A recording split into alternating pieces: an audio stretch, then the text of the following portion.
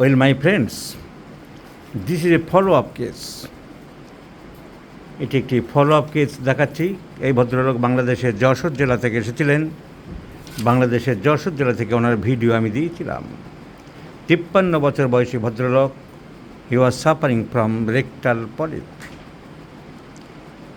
Rectal polyp, non bleeding rectal polyp, এবং সঙ্গে headache, trembling in different parts of the body, sneezing from cold water.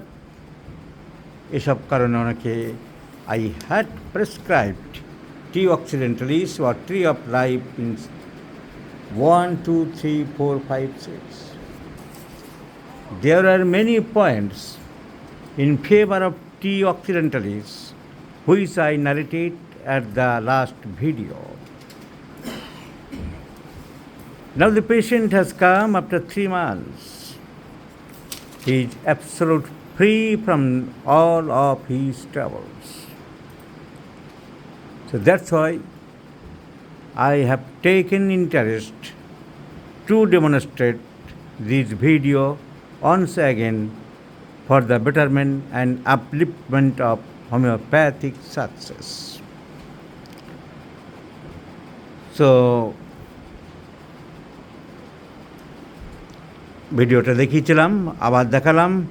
এই ভদ্রলোকের prejudice চিন্তা ভাবনা করে many molds and warts here and there,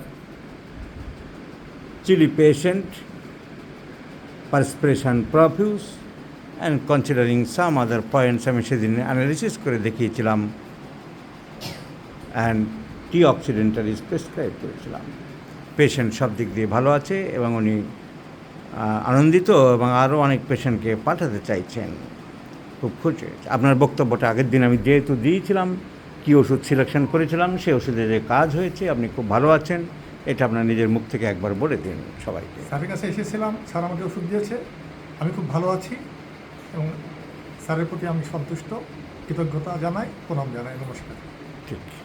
so this is the occurrence. I have shown my friends once again the efficacy and superiority of homeopathy.